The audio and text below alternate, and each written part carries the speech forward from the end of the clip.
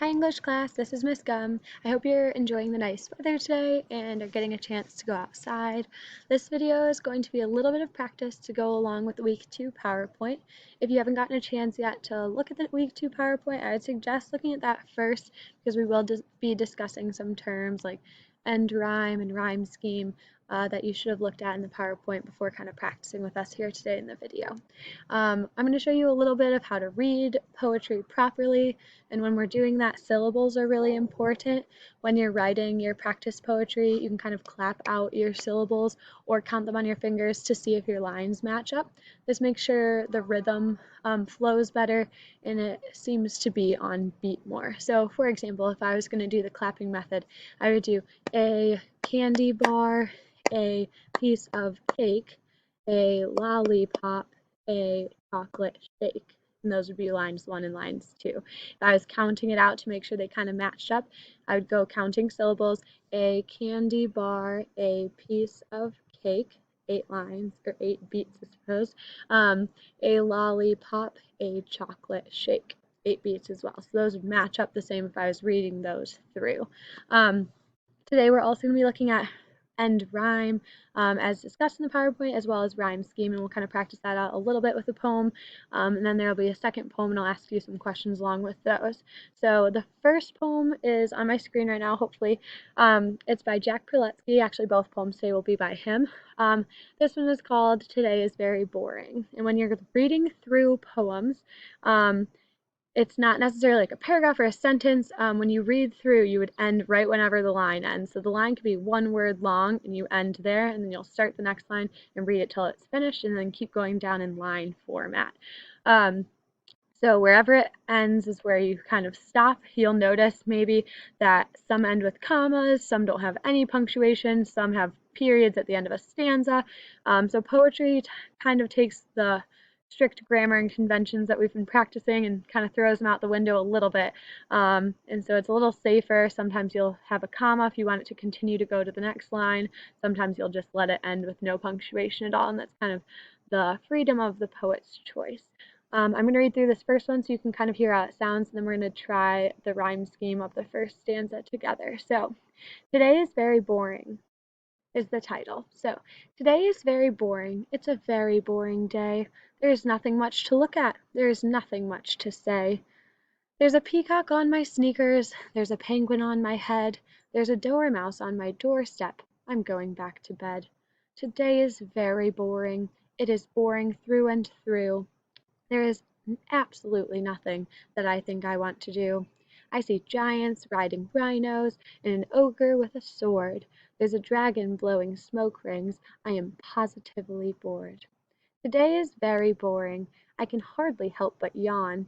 There's a flying saucer landing in the middle of my lawn. A volcano just erupted less than half a mile away, and I think I felt an earthquake. It's a very boring day. So that's kind of how you'd read it. I'm going to try with my mouse here to do rhyme scheme with you a little bit. We're just going to work on the first stanza. So we're looking at the first line, and with rhyme scheme, if you were already looking at the PowerPoint, this is kind of a refresher for you guys. And as long as you know the alphabet, which hopefully we're good there, and how to rhyme words, then you should be pretty good with this concept. It should come naturally to you a little bit. So we'll do the first one together. So today is very boring. The last word is boring. Since that's the first rhyme of the poem, we're going to give that an A. So I'm going to hopefully brush that here for us with an A. Let's see how well this works. Okay. The next line we'll look at, it's a very boring day. Day does not rhyme with boring, so it gets the next letter in the alphabet, which is going to be a B. So we would look to write a B there. Then we look at the next line, at. At doesn't rhyme with day, at doesn't rhyme with boring, so next letter in the alphabet, C. And then say is the fourth line. Say does rhyme with day in the second line, so we're going to repeat B because he repeated the rhyme there. So we're going to add another B. Sneakers does not rhyme with anything above it, so next letter in the alphabet where we left off, so we're going to put a D. And then head doesn't rhyme with sneakers, head doesn't rhyme with say, head at, head day, head boring. So none of those rhyme together. So next letter in the alphabet, we'll put an E. And then doorstep is next. Doorstep also doesn't rhyme with anything before it, so that's going to get an F.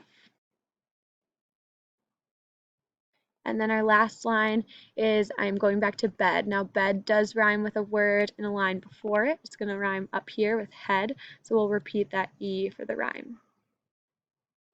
And that's the rhyme scheming of the first stanza for that poem. You can try the rest of it if you'd like.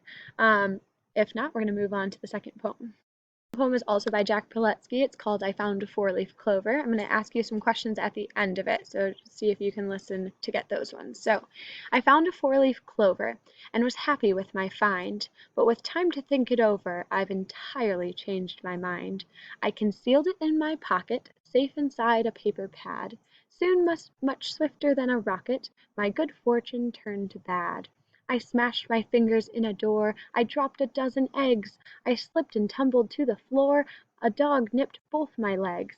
My ring slid down the bathtub drain, my pen leaked ink on my shirt, I hit my shin, I missed my train, I sat on my dessert.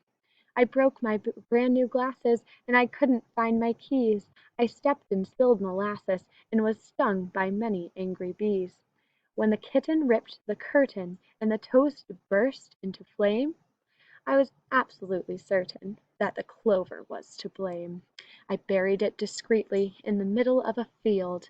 Now my luck has changed completely, and my wounds have almost healed. If I ever find another, I will simply let it be, or I'll give it to my little brother. He deserves it more than me. So that's a good one. I like that one, especially in March. My first question for you is the poem has how many stanzas? And I'll kind of pause like this, like it's a door episode, see if you can figure out the answer for a couple seconds, and I'll reveal the answer to you after that. So this poem has 4 stanzas. If you got that right, good job. You can kind of tell with where the paragraphs break. You can see the space there. Now sometimes you'll see a poem and the stanzas are only like 2 lines long. That's fine, as long as you see that paragraph break between the stanzas, or stanza break, I suppose. You see that space in there. So 4 stanzas in this poem. My next question is how many lines does the poem have?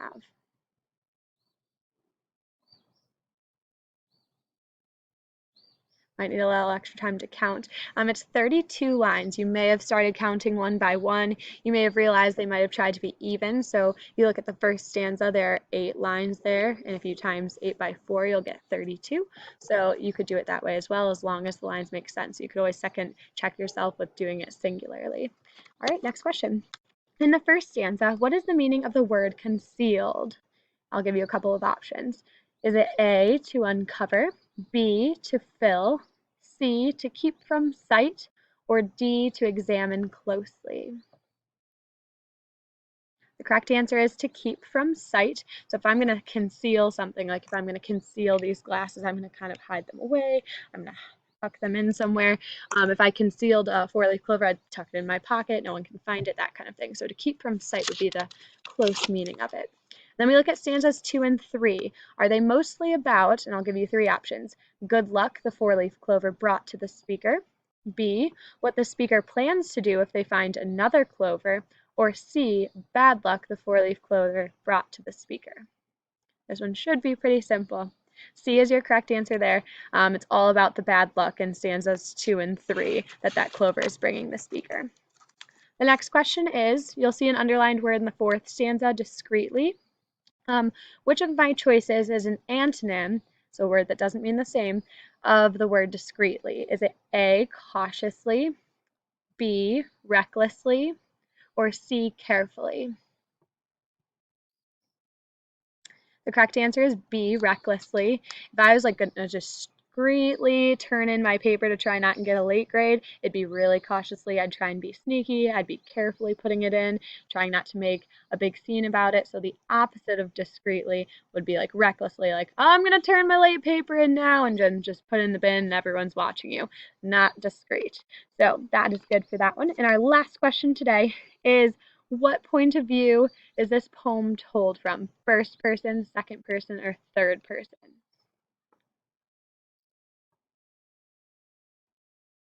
you may not know this just yet. We'll get into pronouns next week. That's our next week's unit. It might help you out a little better to be able to determine what person it's being spoken in. This one is going to be first person. And you can tell from the pronouns in this poem of I, me, and my. Those are kind of your indicators of first person. But if you didn't get that one, that's all right. And you'll have an opportunity to kind of practice that a little bit more next week. That's what I have for today's practice. Thanks for joining in. If you have finished working on your practice poems in your journal, you can always email them to me if you'd like, but make sure when you're emailing it to me, it's not in like a paragraph form. You've got to email it in the line so I can read it like a poem. If you'd rather not do that, we can always set up a Zoom conference together and you can read it out to me and practice it that way. Otherwise, things you can do are looking up poems from like library books, or if you pull up your favorite song on YouTube and you look up like the lyric version of it and you can read it, you can try and like rhyme scheme out the ending lines of a song because most songs have some rhyme in it. So you should be able to practice that okay. But I hope this week goes well for you guys. And if you have any questions, just send me an email and I'd love to hear from you. Miss you guys. Take care.